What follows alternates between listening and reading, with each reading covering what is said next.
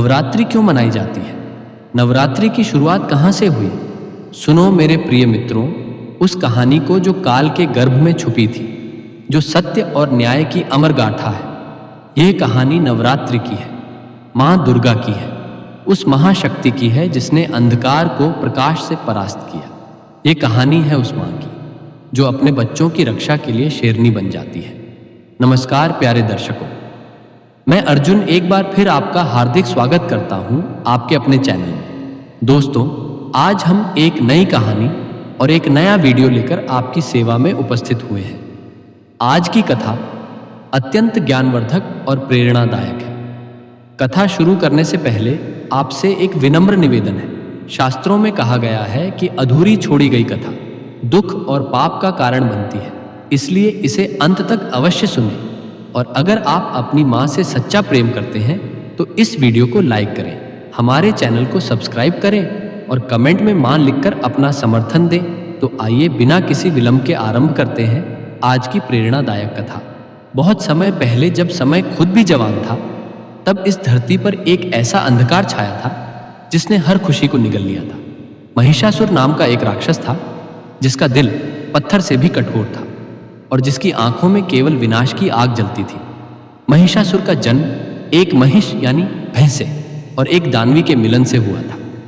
उसकी मां ने मरते समय उसे आशीर्वाद दिया था कि कोई भी पुरुष उसे नहीं मार सकेगा। यह वरदान उसके लिए अभिमान का कारण बन गया था। बचपन से ही महिषासुर में असाधारण शक्ति थी। वर्षों तक कठोर तपस्या करके उसने ब्रह्मा जी को प्रसन्न किया और वरदान मांगा कि कोई भी पुरुष, देवता, दानव या इंसान उसे नहीं मार सके। ब्रह्मा जी ने यह वरदान दे दिया, लेकिन महिषासुर के अहंकार में यह बात नहीं आई थी कि कोई स्त्री उससे युद्ध भी कर सकती है। वरदान पाकर महिषासुर की नजर स्वर्गलोक पर पड़ी। उसने सोचा कि जब कोई पुरुष उसे मार नहीं सकता तो वह देवताओं को भी हरा सकता है। एक अंधेरी रात में महिषासुर ने अपनी विशाल सेना के साथ स्वर्गलोक पर आक्रमण कर दिया। उसकी सेना में हजारों दानव थे जिनकी आंखें आग की तरह लाल थीं। देवराज इंद्र ने अपना वज्र चलाया, भगवान विष्णु ने सुदर्शन चक्र फेंका, भगवान शिव ने त्रिशूल उठाया, लेकिन महिषासुर पर इसका कोई असर नहीं हुआ। 3 दिन 3 रात युद्ध चला, लेकिन देवताओं की सारी शक्तियां महिषासुर के सामने छोटी पड़ रही थी। अंत में हारकर सभी देवता स्वर्ग छोड़कर भागने पर मजबूर हो गए। महिषासुर ने स्वर्गलोक पर कब्जा कर लिया और इंद्र के सिंहासन पर बैठकर देवताओं के सारे अधिकार छीन लिए। स्वर्ग में महिषासुर का आतंक छा गया। उसने अप्सराओं को कैद कर लिया और गंधर्वों को अपना दास बना लिया। स्वर्गलोक, जो कभी संगीत और खुशी से भरा रहता था, वो अब रोने चीखने की आवाजों से भर गया। स्वर्गलोक पर महिषासुर के कब्जे का असर धरती पर भी पड़ने लगा। सूर्य और चंद्र उसके नियंत्रण में होने से मौसम का चक्र बिगड़ गया। कभी तेज धूप पड़ती, कभी भयानक बारिश होती। खेतों में फसल नहीं उगती थी। नदियां या तो सूख जाती या बाढ़ से भर जाती। पेड़ों पर फल नहीं आते थे। पशु पक्षी परेशान थे। इंसानों की हालत और भी खराब थी। भूख और प्यास से लोग तड़प रहे थे। बीमारियां फैल रही थीं। बच्चे रो रहे थे और माताएं उन्हें चुप कराने के लिए खुद रो रही थीं। सबसे दुखद बात यह थी कि लोग प्रार्थना करते थे, लेकिन उनकी प्रार्थनाएं स्वर्ग तक नहीं पहुंच पा रही थी। मंदिरों में पुजारी निराश होकर बैठे थे। लोग सोचने लगे थे कि शायद धर्म हार गया है। स्वर्ग से निकाले गए देवता इधर उधर भटक रहे थे। उनकी दशा बहुत दयनीय थी। जो कभी सुनहरे सिंहासनों पर बैठते थे, वे अब जंगलों में छुप रहे थे। सबसे ज्यादा दुख की बात यह थी कि धरती से लोगों की पुकार उन तक पहुंच रही थी, लेकिन वे कुछ नहीं कर सकते थे। एक दिन सभी देवता एक जगह इकट्ठे हुए। इंद्र ने कहा, हमने अपने अहंकार में यह नहीं सोचा था कि हम भी हार सकते हैं। विष्णु भगवान ने कहा, यह सिर्फ शक्ति की हार नहीं है, यह हमारी सोच की भी हार है। हमने सोचा था कि पुरुष शक्ति ही सब कुछ है। शिव भगवान ने कहा, ब्रह्मांड में जो सबसे बड़ी शक्ति है वो है शक्ति स्वयं, और शक्ति का रूप माँ है। हमें माँ की शरण में जाना होगा। सभी देवताओं ने निर्णय लिया कि वे आदि शक्ति माँ भवानी के पास जाकर विनती करेंगे। हिमालय की सबसे ऊंची चोटी पर, जहाँ बर्फ हमेशा चमकती रहती है और हवा में दिव्यता का एहसास होता है। सभी देवता इकट्ठे हुए। उनके दिल में भक्ति थी और आंखों में आंसू थे। इंद्र ने सबसे पहले प्रार्थना शुरू की। उनकी आवाज में दर्द था। हे माँ, हे आदि शक्ति, हे जगत जननी, हमारी रक्षा करो। हमारे अहंकार ने हमें अंधा बना दिया था। अब हमें एहसास हुआ है कि तुम्हारे बिना हम कुछ भी नहीं हैं। विष्णु भगवान ने हाथ जोड़कर कहा, हे माँ, तुम ही हो जो सृष्टि की रचना करती हो, उसका पालन करती हो और जरूरत पड़ने पर सहार भी करती हो। महिषासुर ने तुम्हारी इस सृष्टि को दुख दिया है, कृपया आकर उसका वध करो। शिव भगवान ने अपना त्रिशूल नीचे रखकर कहा, हे अर्धांगिनी, तुम मेरी शक्ति हो। तुम्हारे बिना मैं शव के समान हूं। मेरी सारी शक्ति तुमसे ही आती है। अब तुम ही हमें बचा सकती हो। ब्रह्मा जी ने कहा, हे माँ, मैंने महिषासुर को वरदान दिया था। उनके आंसुओं से हिमालय की बर्फ भी गीली हो गई थी। चौथे दिन सुबह जब सूरज उगने वाला था, तब आकाश में एक अजीब सी रोशनी दिखाई दी। यह रोशनी सूरज से भी तेज थी, लेकिन आंखों को दुख नहीं दे रही थी। यह रोशनी मां की थी। अचानक आकाश से दिव्य प्रकाश निकला और पूरा ब्रह्मांड उसमें नहा गया। उसी प्रकाश से मां दुर्गा प्रकट हुई। उनका रूप अलौकिक था। आंखों में करुणा और शक्ति दोनों झलक रही थी। उनके 10 हाथ थे और हर हाथ में एक अलग हथियार जो सुरक्षा का प्रतीक लग रहे थे। मां दुर्गा को देखते ही देवताओं का भय मिट गया और उनके दिलों में आशा जागी। मां ने कहा, मेरे बच्चों, तुम्हारा दुख देखकर मैं आ गई हूं।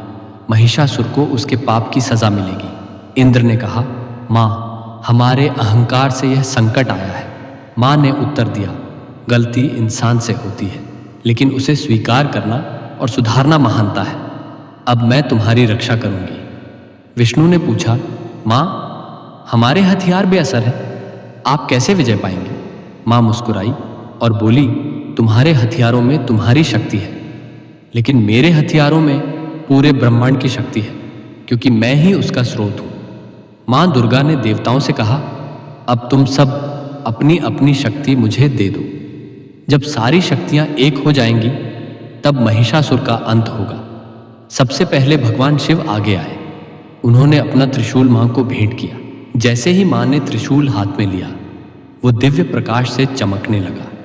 फिर भगवान विष्णु ने अपना सुदर्शन चक्र दिया। चक्र मां के हाथ में आकर सोने की तरह चमकने लगा। इंद्र ने अपना वज्र दिया।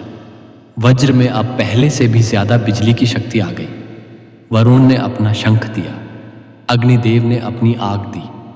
वायुदेव ने अपनी हवा की शक्ति दी। सूर्यदेव ने अपनी रोशनी दी। जैसे जैसे देवता अपनी शक्तियां मां को दे रहे थे, मां का तेज बढ़ता जा रहा था। उनके चारों तरफ एक दिव्य प्रकाश का घेरा बन गया था। हिमालय के राजा पर्वत ने मां को एक शेर दिया। यह शेर कोई साधारण शेर नहीं था। यह दिव्य शेर था जिसकी आंखों में आग जलती थी और जिसकी दहाड़ से पहाड़ हिल जाते थे। मां दुर्गा शेर पर बैठी तो वह दृश्य अद्भुत था। मां की सुंदरता और शेर की शक्ति का मेल देखकर सभी देवता मंत्रमुग्ध हो गए। मां ने कहा, अब मैं तैयार हूं। देवताओं ने खुशी से जय जयकार की। पहली बार कई दिनों बाद उनके चेहरों पर खुशी दिखाई दी। मां ने अपना शंख बजाया। उसकी आवाज तीनों लोकों में गूंज गई। महिषासुर स्वर्गलोक में इंद्रासन पर बैठा था। तभी मां दुर्गा के शंख की गूंज से उसका कान फटने लगा। उसने सैनिकों से पूछा कि यह कैसी आवाज है? एक सैनिक बोला, महाराज, यह किसी नई शक्ति की आवाज है। महिषासुर हंसते हुए बोला, मैं महिषासुर हूं, मुझसे कोई नहीं लड़ सकता, चलो देखते हैं। वो सेना लेकर हिमालय पहुंचा, जहां मां दुर्गा प्रकट हुई। उनकी सुंदरता देखकर वो मोहित हुआ और उन्हें अपनी रानी बनाने का विचार किया। पर हथियारों और तेजस्वी रूप को देख उसे समझ आया कि यह साधारण स्त्री नहीं है। उसने अपने शक्तिशाली सैनिकों को आगे भेजा, लेकिन मां दुर्गा ने त्रिशूल के एक वार से सैकड़ों दानव मार गिराए। शेर की दहाड़ से आकाश गूंज उठा और धरती कांप गई। महिषासुर को पहली बार भय हुआ। उसने अपना बलशाली सेनापति भेजा, जो समुद्र पी जाने जितना सामर्थ्यवान था। पर मां दुर्गा ने सुदर्शन चक्र से उसका सिर धड़ से अलग कर दिया। यह देखकर महिषासुर क्रोध से भर उठा कि एक स्त्री उसकी पूरी सेना को कैसे हरा सकती है। महिषासुर स्वयं युद्ध में उतरा। उसका रूप अत्यंत डरावना था। आंखें अग्नि की तरह जल रही थीं। और सींग चांद की तरह चमक रहे थे। उसने पूरी शक्ति से मां दुर्गा पर आक्रमण किया, जिससे धरती कांपने लगी और पहाड़ टूटने लगे। लेकिन मां दुर्गा निर्भय थी। उन्होंने त्रिशूल और अन्य अस्त्रों से हर वार का जवाब दिया। युद्ध इतना भयंकर था कि आकाश में अग्निवृष्टि होने लगी और समुद्र में तूफान उठने लगे। महिषासुर कभी भैंसा, कभी शेर, कभी हाथी बनता, लेकिन मां दुर्गा हर रूप में उसे परास्त करती रही। उनका शेर भी महिषासुर के रूपों से लड़ा। 9 दिन तक यह भीषण युद्ध चलता रहा। 8वें दिन महिषासुर ने अपनी सबसे बड़ी शक्ति और समस्त बुराई प्रकट की, जिससे देवता भी भयभीत हो गए। तब मां दुर्गा मुस्कुराकर बोली कि अब मैं अच्छाई की शक्ति दिखाऊंगी। 9वें दिन सुबह अंतिम युद्ध शुरू हुआ। महिषासुर ने पूरी शक्ति झोंक दी। उसकी आंखों से आग और मुंह से जहर निकल रहा था। मां दुर्गा के 10 हाथों में अस्त्र चमक रहे थे और उनका तेज सूरज से भी अधिक हो गया था। महिषासुर ने सिंघों और पैरों से प्रहार किया, जिससे धरती और पहाड़ कांपने लगे। पर मां ने त्रिशूल और अपने शेर से उसे रोक लिया। दोनों के बीच भीषण युद्ध हुआ, लेकिन मां दुर्गा की शक्ति लगातार बढ़ती रही, क्योंकि सृष्टि का आशीर्वाद उनके साथ था। आखिरकार महिषासुर ने अपना असली रूप दिखाया, आधा इंसान और आधा भैंसा। उसने अंतिम आक्रमण किया, पर मां दुर्गा ने उसका सीना दबाकर त्रिशूल उसकी गर्दन पर तान दिया। महिषासुर बोला कि वह उन्हें अपनी रानी बनाना चाहता है और तीनों लोगों पर साथ राज करेगा। मां दुर्गा ने उत्तर दिया कि उसने निर्दोषों पर अत्याचार किया है और उसकी सजा मौत है। यह कहकर मां ने त्रिशूल उसकी गर्दन में भोंक दिया और उसका अंत कर दिया। महिषासुर की मृत्यु के साथ ही अंधकार मिट गया और उसकी सेना भाग गई। मां दुर्गा का त्रिशूल महिषासुर के शरीर में धनंसा था और उनका पैर उसकी छाती पर यह दृश्य बता रहा था कि अच्छाई की जीत हुई है और बुराई का अंत हुआ। आकाश से फूल बरसे और देवताओं ने खुशी से जय जयकार की। इंद्र ने मां के चरण छुए और उनका आभार व्यक्त किया। विष्णु ने कहा कि मां ने साबित किया कि स्त्री शक्ति सबसे बड़ी है और अहंकार को तोड़ा। शिव बोले कि शक्ति के बिना शिव शव है, और मां ने यह सत्य फिर सिद्ध किया। मां दुर्गा ने सभी को आशीर्वाद दिया और कहा कि जब भी धरती पर बुराई बढ़ेगी वे फिर आएंगी। धरती पर लोग प्रसन्न होकर नाचने लगे। सूरज चमकने लगा, चांद की रोशनी लौट आई, हवा और पानी शुद्ध हो गए और खेतों में फसलें लहलहाने लगी। महिषासुर की मौत की खबर से धरती पर खुशी फैल गई। बच्चे खेलने लगे, माताएं गाने लगी और किसान नाच उठे। गांव के लोगों ने मां दुर्गा की मूर्ति बनाई, फूलों से सजाया और आरती की। तभी आकाश में मां दुर्गा प्रकट हुई और आशीर्वाद देते हुए बोली, हर साल इसी समय मेरी पूजा करना, 9 दिन तक मेरे अलग अलग रूपों की आराधना करना। मां ने कहा, मुझे फूल और मिठाई चाहिए, पर सबसे ज्यादा तुम्हारे दिल की सच्चाई चाहिए। मैं वहीं रहती हूं जहां प्रेम होता है। उन्होंने समझाया कि पहले 3 दिन दुर्गा की, अगले 3 दिन लक्ष्मी की और अंतिम 3 दिन सरस्वती की पूजा करनी चाहिए। मां ने बच्चों को आश्वासन दिया, मैं हर मां में हूं जो अपने बच्चे की रक्षा करती है। तुम डरना मत, मैं हमेशा तुम्हारे साथ हूं। मां दुर्गा ने लोगों को विस्तार से बताया कि कैसे नवरात्रि मनानी चाहिए। उन्होंने कहा, यह पर्व सिर्फ मेरी याद में नहीं है, यह उस जीत की खुशी में है जब अच्छाई ने बुराई को हराया था। पहले दिन से तीसरे दिन तक मां दुर्गा की पूजा करनी चाहिए। इन दिनों में मां का रूप योद्धा का है।